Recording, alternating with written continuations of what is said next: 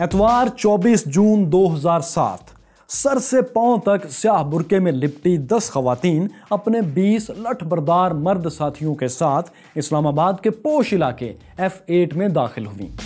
ڈنڈے ہاتھوں میں لہراتی یہ خواتین اور مرد لال مسجد کے طلبہ و طالبات تھے۔ اتوار کی صبح ان کا مشن ایک چائنیز مساج سینٹر پر حملہ کرنا تھا۔ یہ برقع پوش مردوزن چائنیز مساج سینٹر کے قریب پہنچے، گیٹ پر کھڑے 3 پاکستانی گارڈز کو غیر مسلح کیا اور اندر داخل ہو گئے۔ برقع پوش خواتین نے وہاں موجود 7 چائنیز خواتین اور 2 پاکستانی مردوں کو چپ چاپ اپنے ساتھ چلنے کا حکم دیا، لیکن جب انہوں نے جانے سے انکار کیا تو لٹھ بردار نوجوانوں نے ان پر لاٹھیاں برسائیں اور انہیں اغوا کر کے اپنے ساتھ لال مسجد لے آئے۔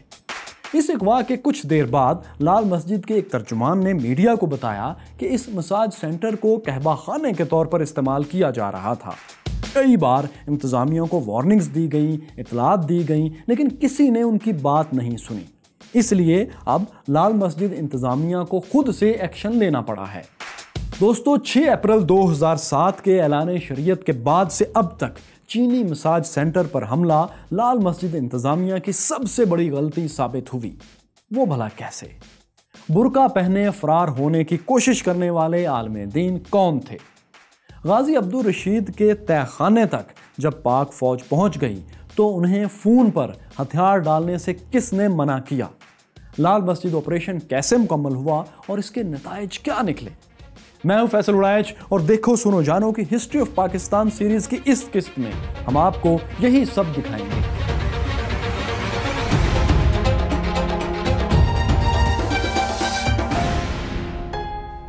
دوستو، چینی مساج سینٹر پر ہونے والی کارروائی لال مسجد کے تحت اسلام آباد میں چلنے والے امر بالمعروف اور نہی عن المنکر اسکواڈ نے کی تھی۔ یہ اسکواڈ مولانا کے نفاذ شریعت منصوبے کا حصہ تھا۔ اس منصوبے کے تحت چند ہفتے قبل بھی لال مسجد کے نوجوان چند پولیس افسران کو مبینہ طور پر ایک قہبہ خانے سے پکڑ کر لے آئے تھے، لیکن وہ چاروں پولیس افسران مقامی تھے، پاکستانی تھے۔ وہ اتنا بڑا مسئلہ نہیں بنے، لیکن اب چائنیز کو مارنا، پکڑنا اور اغوا کر کے بند کر دینا لال مسجد منتظمین کی بہت بڑی غلطی بننے والی تھی۔ جب لال مسجد کے لوگ یہ کارروائی کر رہے تھے تو یہ وہی دن تھے جب چینی شہر بیجنگ میں اولمپکس 2008 کی تیاریاں ہو رہی تھیں۔ چین ان اولمپکس کو اپنے لیے جدید تاریخ کا ایک سنگ میل سمجھتے تھے۔ وہ اس میں کوئی بدنظمی، ہنگامہ یا دہشت گردی برداشت کرنے کو تیار نہیں تھے، لیکن اس میں بدنظمی کا خدشہ انہیں بہرحال تھا۔ چین میں معلومات کافی خفیہ رکھی جاتی ہیں، لیکن بعد کی خبروں میں چینی حکومت نے تسلیم کیا کہ انہیں اولمپکس کی کامیابی میں سب سے زیادہ خطرہ القاعدہ سے منسلک چینی اغور مسلمانوں کی تنظیم سے تھا۔ اولمپکس کے دوران ہی ان کے یہ خدشے درست بھی ثابت ہو گئے تھے، جب چین کے ایک مغربی صوبے میں بم حملوں سے 8 سیکیورٹی چینی اہلکار ہلاک کر دیے گئے۔ چین نے اس خبر کو دوران اولمپکس کافی خفیہ رکھنے کی کوشش کی تھی، لیکن یہ پھر بھی لیک ہو گئی تھی۔ اولمپکس سے پہلے ہی اغور مسلم سے منسلک تنظیم ترکستان اسلامک پارٹی کی طرف سے دھمکیوں کی ویڈیوز اور بیانات بھی آنا شروع ہو گئے تھے۔ چینی ایکسپرٹس کے خیال میں چین میں موجود القاعدہ ایسٹس کے لیے بیجنگ اولمپکس خود کو مشہور کروانے کا بہترین موقع تھا، اس لیے وہ اس موقع پر جو بھی ان سے بن پڑا وہ کرنے کی کوشش کریں گے۔ اس سب کچھ سے بچنے کے لیے چینی حکومت نے اغور جنگجوؤں کے لیے ناقابل رحم ایبسولوٹلی نو مرسی کی پالیسی اپنا رکھی تھی، جیسا کہ بعد کی لیک فائل سے یہ ثابت بھی اب ہو چکا ہے۔ اب چین کا سنکیانگ صوبہ چونکہ پاکستان کے بارڈر پر ہے، اس لیے چینی سیکیورٹی ادارے پاکستان سے مسلسل رابطے میں تھے، چونکہ اسی صوبے میں اس تنظیم کے زیادہ اراکین موجود تھے۔ پھر اولمپکس میں پاکستانیوں کی بھرپور شرکت کے لیے بھی چین کئی طرح سے پاکستان سے تعاون کر رہا تھا۔ اب دیکھیے کہ ایک طرف تو یہ چین کی ضرورت تھی، تو دوسری طرف ٹھیک انہی دنوں پاکستان کو بھی چین کی اشد ضرورت تھی۔ 2005 میں بھارت اور امریکہ کی نیوکلیئر ڈیل ہوئی تھی۔ اس ڈیل کو کاؤنٹر کرنے کے لیے پاکستان نے بھی چین سے ایک نیوکلیئر معاہدے پر کام شروع کیا۔ اس پاک چین معاہدے کے تحت چین پاکستان کے چشمہ نیوکلیئر پلانٹ کو اپ گریڈ کر رہا تھا۔ ان سب معاملات پر میٹنگ انہی دنوں میں ہو رہی تھیں جب لال مسجد کے برقع اسکواڈ نے 7 چائنیز کو اغوا کر لیا۔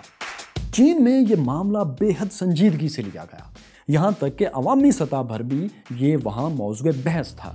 عوام کے ایک سیکشن کی طرف سے چینی کمیونسٹ پارٹی یعنی حکمران پارٹی کو ان کے فورن آفس میں کیلشیم کی گولیوں کا ایک پیکٹ بھیجا گیا۔ یعنی تنزیہ طور پر کسی چینی نے کیلشیم کی گولیاں بھیج کر اپنی حکومت سے کہا تھا کہ اگر آپ میں اپنے شہریوں کو بیرون ملک بچانے کی ہمت نہیں تو یہ طاقت کی گولیاں کھا لیجئے، شاید اس سے طاقت۔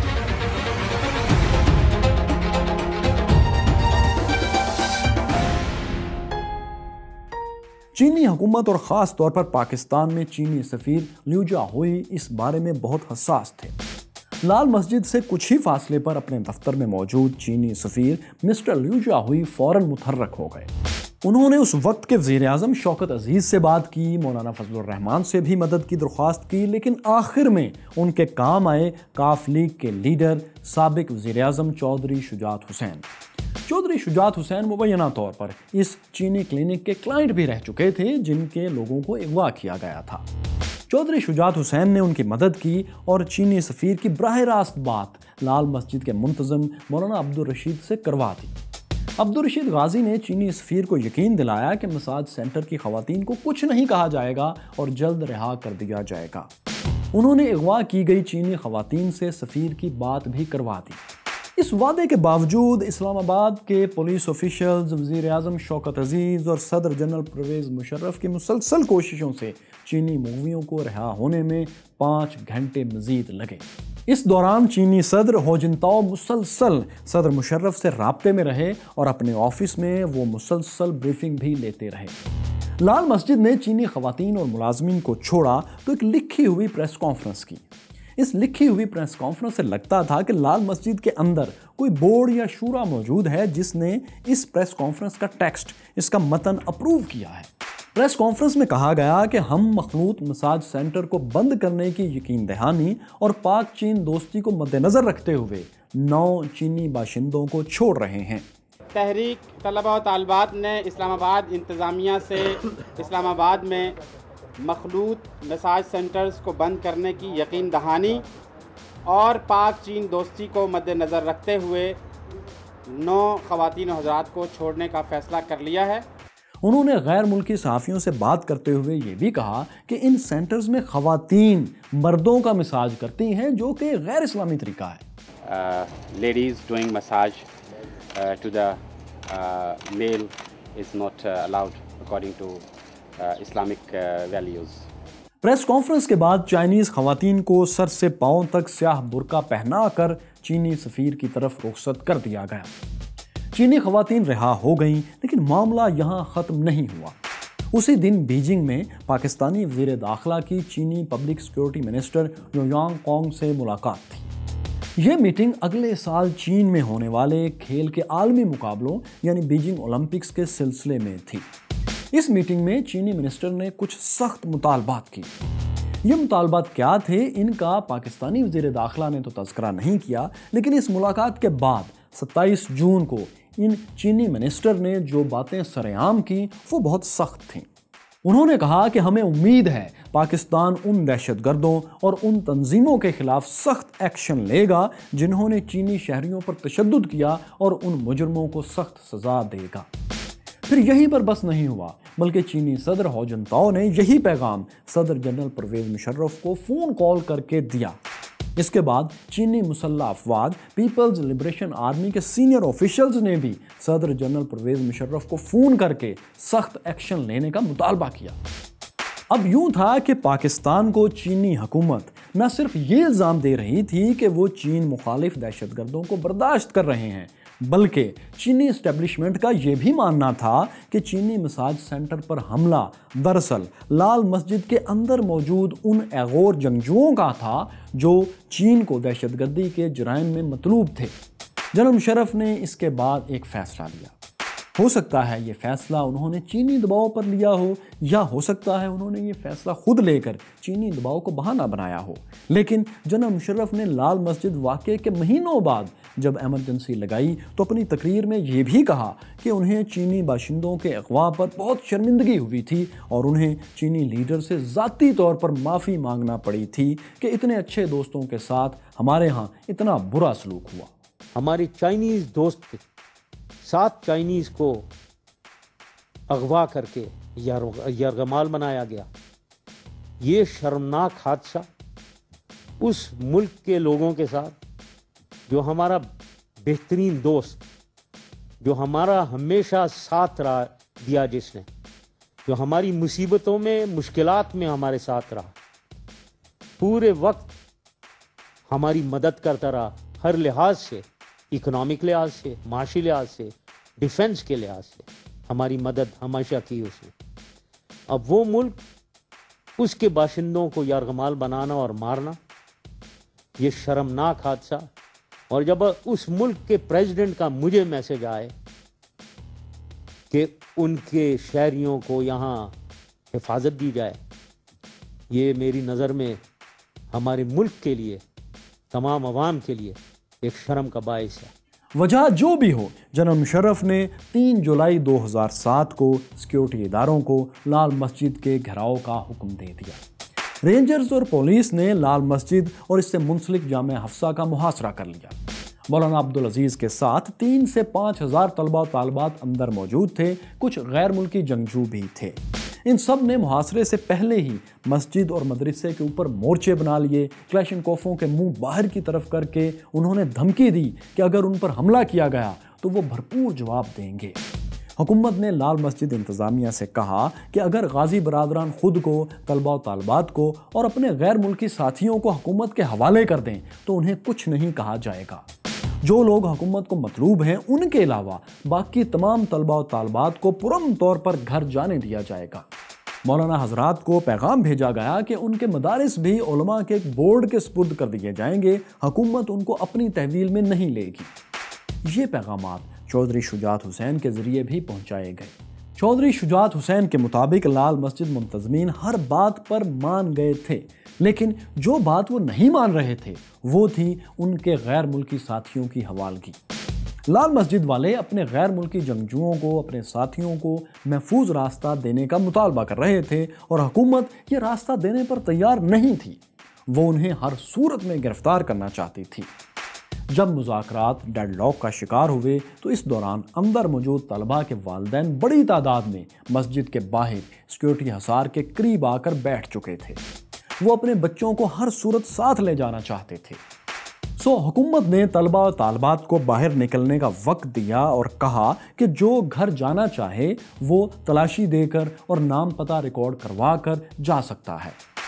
پہلے دن اور اگلے چند گھنٹوں میں ہزاروں طلباء و طالبات اپنے والدین کے ساتھ گھروں کو چلے گئے.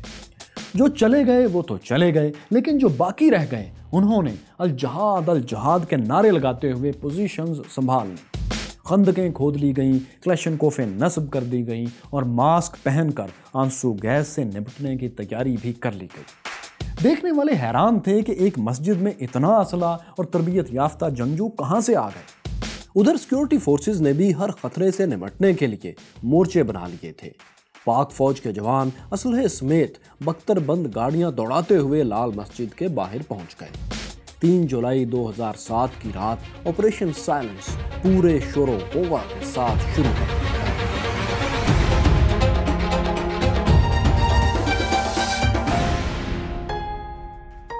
اس آپریشن کو آپریشن سائلنس کا نام دیا گیا تھا. اس سے پہلے لال مسجد کے ارد گرد کے علاقے میں کرفیو بھی نافذ کر دیا گیا تھا، لیکن اس کے باوجود جامعہ حفصہ اور لال مسجد سے نوجوانوں کے لٹھ بردار گروہ باہر نکلے اور انہوں نے پولیس اہلکاروں سے اسلحہ چھین لیا.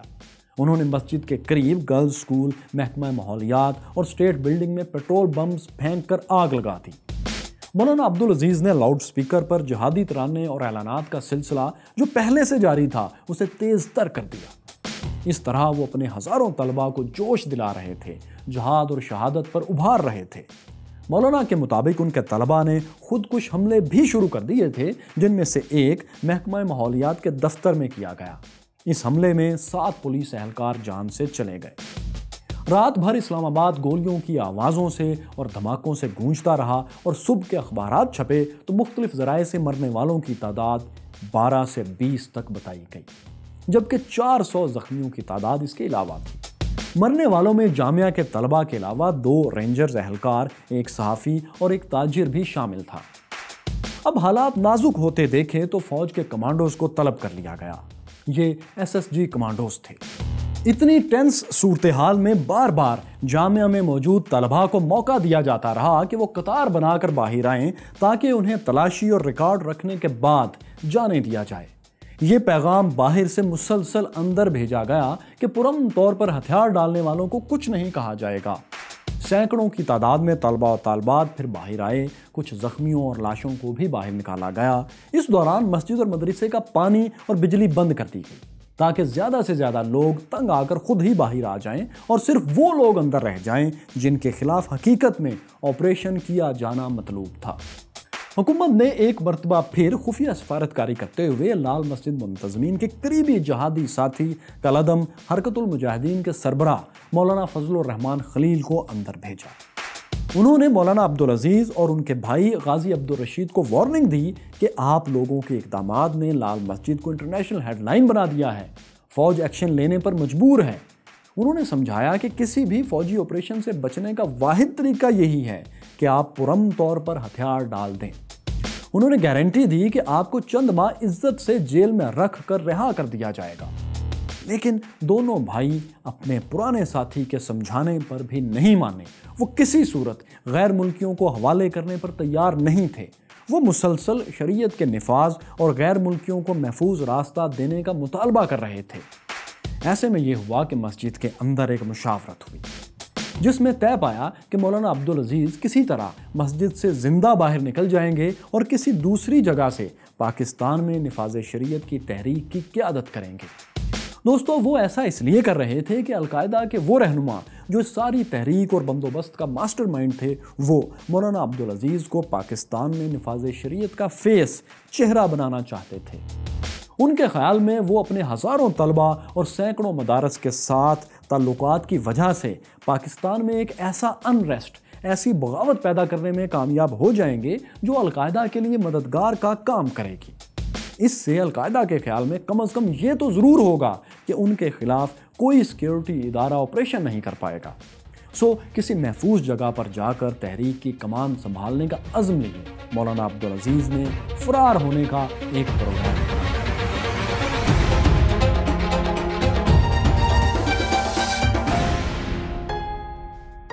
ایسا تھا کہ 4 جولائی 2007 کی رات جو طالبات سرنڈر کر کے جامعہ حفصہ مدرسے سے باہر آ رہی تھیں اور انہیں ان کے والدین لینے کے لیے آئے ہوئے تھے، ان خواتین میں، ان طالبات میں ایک لمبے قد کی عورت بھی جا رہی تھی۔ اس سر سے پاؤں تک سیاہ برقعے میں ملبوس خاتون پر ایک پولیس اہلکار کو شک گزرا۔ اس اہلکار نے جب ایک خاتون کی مدد سے بلند قامت عورت کا برقع الٹ کر دیکھا تو یہ خاتون نہیں بلکہ مولانا عبدالعزیز غازی تھے جو عورت کے بھیس میں فرار ہونے کی کوشش کر رہے تھے۔ انہیں دیکھتے ہی سیکیورٹی اداروں نے گرفتار کیا اور اپنی تحویل میں لے لیا۔ اگلے دن انہیں PTV پر پیش کیا گیا تو انہوں نے کہا کہ اسلام میں بھیس بدل کر فرار ہونے کی اجازت ہے اور جو کچھ انہوں نے کیا وہ جہاد سمجھ کر کیا اور وہ اس پر شرمندہ ہرگز نہیں ہے۔ انہوں نے یہ بھی اعتراف کیا کہ طالبات کو ان کی بیوی جو کہ مدرسے کی پرنسپل بھی تھیں، وہ باہر جانے سے روک رہی تھیں اور طالبات سے پیار سے کہتی تھیں کہ یہ قربانی کا وقت ہے، یہ جہاد کا وقت ہے، آپ جائیں نہیں بلکہ رکیں۔ تو انہوں نے کہا کہ بھئی انہوں نے سختی رکاوٹ وہ ڈال رہی نہیں، رکاوٹ نہیں ڈالی بلکہ ان کو پیار و محبت سے سمجھا رہی تھی کہ بیٹی یہ قربانی کا وقت ہے۔ دوستو، تحریک کے سربراہ مولانا عبدالعزیز کی برقعے میں گرفتاری نے القاعدہ اور لال مسجد کے اندر موجود جنگجوؤں کے مورال کو بہت نقصان پہنچایا۔ پھر انہیں جس طرح PTV پر دوبارہ برقعے میں پیش کیا گیا اس سے ہزیمت اور بھی زیادہ ہوئی۔ عبدالعزیز کی گرفتاری کے بعد اب مسجد کے اندر ان کے بھائی غازی عبدالرشید جنگجوؤں اور طلباء کی ترجمانی اور قیادت کر رہے تھے۔ پورے ملک سے علماء کرام انہیں پیغامات بھیجتے رہے کہ وہ غیر مشروط سرنڈر کر دیں، انہیں کچھ نہیں کہا جائے گا، وہ انہیں بچا لیں گے۔ لیکن ہوا یہ کہ مولانا عبدالرشید کو اس موقع پر وزیرستان سے تحریک اسلامی ازبکستان کے لیڈر قاری طاہر نے ذاتی طور پر فون کال کی۔ انہوں نے غازی عبدالرشید کو کہا کہ آپ کو آخری گولی تک مقابلہ کرنا ہے، اگر آپ نے اب ہتھیار ڈال دیے تو اسلامی نظام کے نفاذ کی تحریک کو ناقابل تلافی نقصان پہنچے گا۔ عبدالرشید غازی نے اس مشورے کے مطابق عمل کیا۔ دوسری رات کو پھر آپریشن ہوا، 27 طلبہ کی جانیں چلی گئیں، درجنوں نے غیر مشروط سرنڈر کر دیا، لیکن ان میں غازی عبدالرشید اور غیر ملکی جنگجو شامل نہیں تھے۔ باہر کھڑے والدین جن کے بچے ابھی باہر نہیں آئے تھے وہ موت و حیات کی کشمکش میں تھے۔ وہ کہہ رہے تھے کہ ان کے بچے انہیں اندر سے بتا رہے ہیں کہ انہیں باہر نہیں آنے دیا جا رہا۔ سیکیورٹی آفیسرز بتا رہے تھے کہ انہوں نے 20 لوگوں کو اندر بھیجا تھا، لیکن ان کے بچوں کو اندر موجود لوگوں نے باہر نہیں آنے دیا۔ There is no difficulty in going in. At 5:30, 20 relatives went in, but the children are being held at gunpoint and aren't being released. We'll help you all we can, but for the... انہی حالات میں تیسرے دن بھی operation جاری رہا۔ غازی عبدالرشید اپنے ساتھیوں کے ساتھ مسجد کے تہہ خانے میں محصور ہو چکے تھے، لیکن ٹیلی فون پر میڈیا اور وزیرستان میں کچھ لوگوں سے رابطے میں تھے۔ لال مسجد میں مورچے بنائے ہوئے جنگجوؤں کی فائرنگ مسلسل جاری تھی۔ اس فائرنگ کا نشانہ بنے SSG commander lieutenant colonel Haroon ul Islam. ان گولیوں نے ان سے ان کی زندگی چھین لی۔ آپریشن کا آؤٹ لیش اسلام آباد سے باہر بھی اب آنے لگا تھا۔ جنگجو سمجھ رہے تھے کہ لال مسجد کے خلاف آپریشن چینی دباؤ پر کیا گیا ہے۔ غالباً اسی لیے آپریشن کے 5ویں دن پشاور میں 4 چینی انجینئرز کو قتل کر دیا گیا۔ چھٹے دن چودھری شجاعت حسین سربراہ حکمران پارٹی آخری کوشش کے طور پر مولانا عبدالرشید سے لال مسجد میں ملے۔ انہیں ہتھیار ڈالنے اور پرامن راستہ دینے پر بات کی گئی، لیکن بقول چودھری شجاعت حسین مولانا عبدالرشید اس وقت بھی اپنے غیر ملکی ساتھیوں کے لیے محفوظ راستہ مانگ رہے تھے۔ اب ظاہر ہے یہ مطالبہ حکومت ماننے کے موڈ میں بالکل نہیں تھی، کیونکہ حکومت کو وہی غیر ملکی جنگجو تو مطلوب تھے۔ دوسری طرف بقول مولانا عبدالرشید محفوظ راستہ دینے پر بھی اتفاق ہو گیا تھا چودھری شجاعت سے میٹنگ کے دوران، لیکن ان کے مطابق اختلاف صرف راستہ دینے کے طریقے پر تھا۔ اب مولانا کے بیان سے لگتا ہے کہ انہیں تو محفوظ راستہ مل رہا تھا، لیکن ان کے غیر ملکی ساتھیوں کو نہیں۔ عین ممکن ہے کہ وہ بھی اسی کو طریقے میں اختلاف کہہ رہے ہوں۔ بہرحال جو بھی تھا، یہ آپریشن جاری رہا۔ اس دوران کراچی سے پاکستان کے معزز ترین بزرگ سماجی رہنما عبدالستار ایدھی اور عالم دین مفتی رفیع عثمانی لال مسجد کے باہر پہنچ گئے۔ وہ امن کی اپیل کرتے رہے، لیکن نہ تو آپریشن رکا اور نہ ہی مولانا اور ان کے ساتھیوں نے غیر مشروط ہتھیار ڈالنے پر آمادگی ظاہر کی۔ آپریشن سائلنس کی 7ویں رات شروع ہوئی تو کمانڈوز مسجد اور مدرسے کے اندر پہنچ چکے تھے۔ وہ اس آخری تہہ خانے کے دروازے پر تھے جہاں مولانا عبدالرشید اور ان کے ساتھی مورچہ بنائے ہوئے تھے۔ وہ موبائل فون پر اس وقت بھی وزیرستان میں اپنے ساتھیوں اور میڈیا سے رابطے میں تھے۔ وہ ہتھیار ڈالنے پر اس وقت بھی تیار نہیں تھے۔ فائرنگ کا تبادلہ ہوتا رہا۔ کچھ خودکش حملوں جیسے زوردار دھماکوں کی آوازیں بھی سنی گئی۔ صبح ہونے تک 70 جنگجو اور 8 پاک فوج کے جوان گولیوں کا نشانہ بن کر زندگیاں گنوا چکے تھے، لیکن آخری دن مرنے والوں کی تعداد بعد میں 110 کنفرم ہوئی۔ مسجد کے محتمم مولانا عبدالرشید غازی بھی انہی میں شامل تھے۔ دوستو، ان کے علاوہ تہہ خانے میں جن لوگوں کی لاشیں ملیں، ان میں افغانی جنگجوؤں کے علاوہ 15 غیر ملکی اور بھی تھے، جن میں سے 12 چینی شہری اور جنگجو تھے۔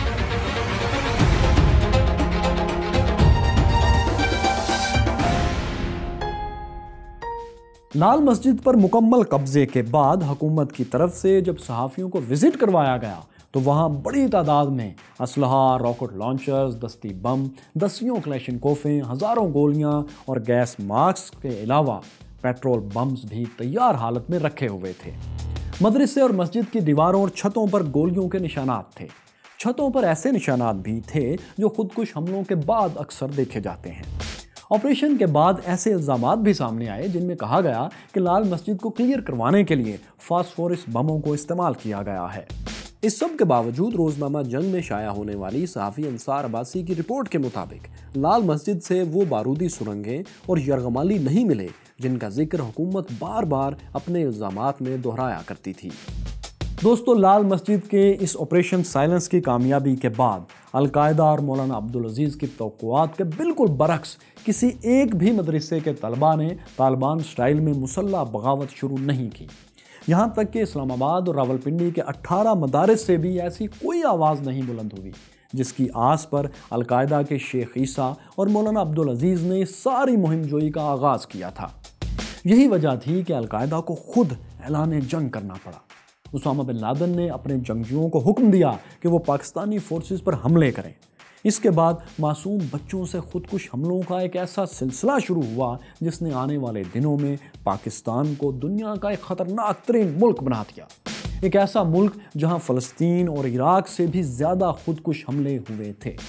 جولائی 2007 میں اس آپریشن سائلنس سے پہلے پاکستان میں کل ملا کر 42 سوسائڈ بامز کے دھماکے ہوئے تھے، لیکن لال مسجد واقعے کے بعد صرف 2007 کے آخر تک 47 خودکش حملے ہوئے۔ ان حملوں میں صرف چند ماہ میں 1188 عام لوگ مارے گئے اور 3000 سے زائد زخموں سے چور ہوئے۔ یہاں تک کہ پاک فوج کا ایلیٹ SSG کمانڈو یونٹ جس نے مبینہ طور پر لال مسجد آپریشن میں حصہ لیا تھا وہ بھی محفوظ نہ رہ سکا۔ ستمبر 2007 میں تربیلا غازی میں ایک خودکش حملہ آور نے فوجی کینٹین میں خود کو دھماکے سے اڑا لیا۔ اس دھماکے میں 15 سے 20 کمانڈوز شہید اور درجنوں زخمی ہوئے۔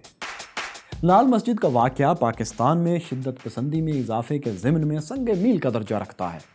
اس کے 2 سال کے اندر تحریک طالبان پاکستان نے پاکستان کے سرحدی صوبے اور فاٹا کے ایک حصے پر قبضہ کر کے اپنے تئیں شریعت نافذ کر دی۔ ان کا اثر اتنا بڑھا کہ 2009 تک وہ مالاکنڈ کے ضلع بنیر پر قابض ہو چکے تھے اور ان کے جنگجو اسلام آباد سے صرف 60 مائلز کے فاصلے تک آ چکے تھے۔ دنیا میں پاکستان پر طالبان کے قبضے کی ہیڈ لائن لگنے لگی تھی۔ لال مسجد نے پاکستان اور چین کے تعلقات کو ہلا کر رکھ دیا تھا، یہاں تک کہ پاک چین دوستی کی سب سے بڑی علامت شاہراہ ریشم، جسے اب کراکرم ہائی وے بھی کہتے ہیں، وہ بھی خطرے میں پڑ گئی تھی۔ اس کی حفاظت کے لیے پاکستانی آرمی کی ایک کور کو سپلٹ کر کے صرف شاہراہ کراکرم کی حفاظت پر لگانا پڑا تاکہ پاک چین تجارتی راستہ بند نہ ہو سکے۔ اس واقعے نے جہاں یہ سب کچھ کیا، وہیں اس نے جنرل مشرف کے بظاہر مضبوط ترین اقتدار کو بنیادوں سے ہلا دیا۔ واقعہ یہ تھا کہ انہی دنوں جب لال مسجد کا محاصرہ چل رہا تھا، پاکستان میں مقامی تاریخ کی سب سے بڑی سول رائٹس موومنٹ چل رہی تھی۔ یہ ججز کی ریسٹوریشن بحالی کی تحریک تھی۔ اس تحریک کا آغاز ایک انکار سے ہوا جو جنرل مشرف اور ان کے ساتھی جرنیلوں کے سامنے ایک بند کمرے میں ہوا تھا۔ اس انکار کی کہانی کیا تھی؟ لندن میں بینظیر بھٹو اور نواز شریف میں کیا تاریخی ایگریمنٹ ہوا؟ امریکہ نے پاکستان کی اگلی حکومت اور نئے آرمی چیف کی تقرری میں کیا کردار ادا کیا؟ یہ سب آپ کو دکھائیں گے، لیکن ہسٹری آف پاکستان کی اگلی قسط میں۔ دوستو، ہسٹری آف پاکستان کا شاندار سلسلہ جاری ہے۔ پاکستان کی تاریخ پر زبردست ڈاکومنٹریز اردو زبان میں تمام ریفرنسز کے ساتھ آپ کو صرف DSJ پر دیکھنے کو ملیں گی۔ آپ ان ویڈیوز کو شیئر اور لائک بھی ضرور کیجیے۔ ہسٹری آف پاکستان میں 90 کی دہائی دوستو ہنگامہ خیز تھی۔ اس کی تفصیلات جانے بغیر آپ اس وقت کے پاکستان کو نہیں سمجھ سکتے۔ یہ تفصیلات، یہ کہانی آپ یہاں جان سکتے ہیں۔ کارگل کی جنگ کی کہانی یہاں جانیے اور یہاں دیکھیے کہ کیسے سلطان محمد فاتح نے بیزنٹائن رومن امپائر کو شکست فاش دی۔